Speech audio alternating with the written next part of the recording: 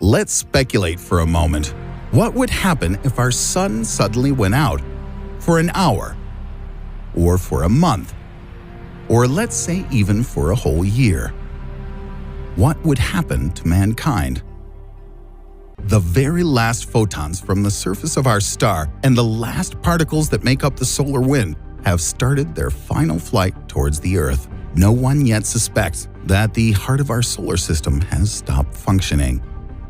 8 to 9 minutes later, and the sky suddenly turns black. Darkness descends upon the entire planet.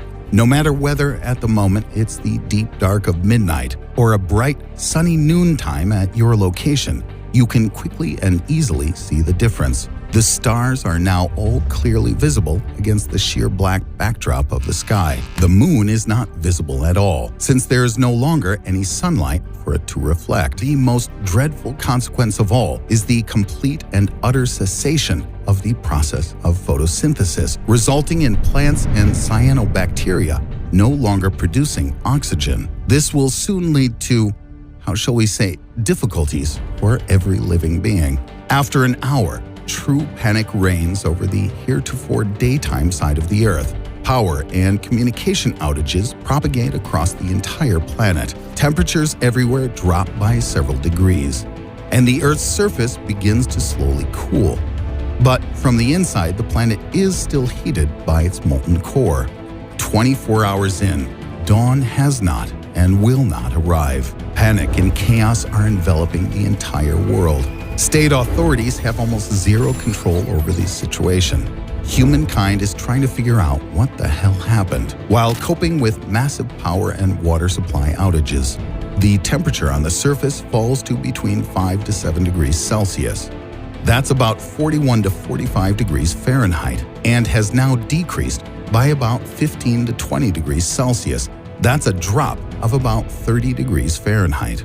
Some species of plants and microorganisms begin to die. The inhabitants of the oceans, for the time being, feel almost no changes. After 7 days, it's still dark. The average temperature on Earth is now minus 17 degrees Celsius. That's about 1 degree Fahrenheit. In areas where there are tectonic faults, it's still warm, thanks to geothermal energy not letting the surface freeze over. Most plants have already died due to cold or lack of light. Herbivorous and heat-loving animals also begin to die. In the oceans, phytoplankton begin to die as well. The inhabitants of shallow waters suffer tremendously from the cold, and the surface of the ocean is beginning to turn to ice. By now, scientists and other individuals have realized what has happened and rushed to organize and equip shelters.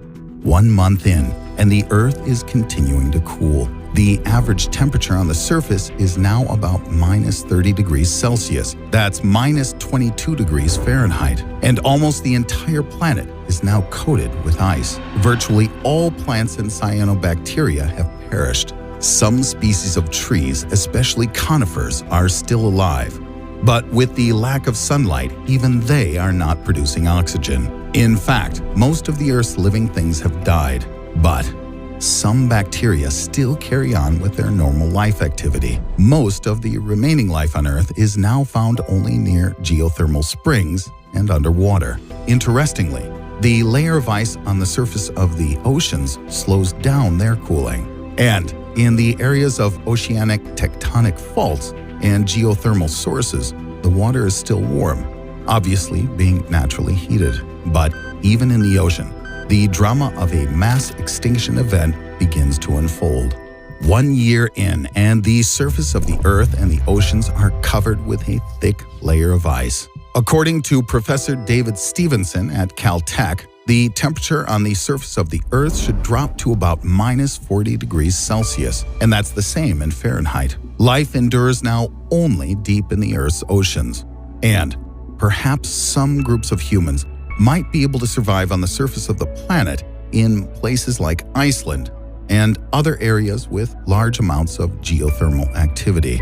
Professor Stevenson believes that the Earth will continue to cool for another several thousand years, until the surface temperature reaches approximately minus 160 degrees Celsius. That's about minus 256 degrees Fahrenheit. At that point, life on the planet, in the usual sense of the word, will simply become impossible. And let's not forget about the gravity of the sun. After all, it's unlikely that the sun could suddenly go out without losing its gravitational pull. If the sun ceases to hold the planets and other celestial bodies in their orbits, then the planets and asteroids will simply fly away into outer space, some of them possibly even colliding with one another.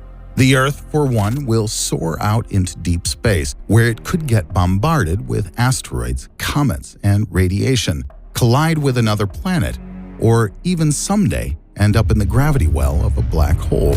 There's also a very small possibility that after wandering through space for a very long time, the Earth would be able to integrate into another stellar system and find a new sun.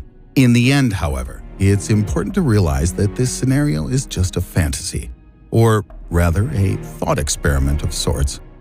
As for the real future of our star, in a couple of billion years, the sun will swell and turn into a red giant. Our star will swallow Mercury and Venus, and Earth and Mars will become heated up to several thousand degrees. In 5 billion years, the sun will explode and throw off its outer envelope, leaving at the center of the solar system a gradually cooling stellar core, a white dwarf around which will orbit whatever remains of the solar system after the explosion. Concerning humankind, its fate remains unknown. Hopefully, by that time, we'll be able to fly to other planets and star systems. But that is a story for another day.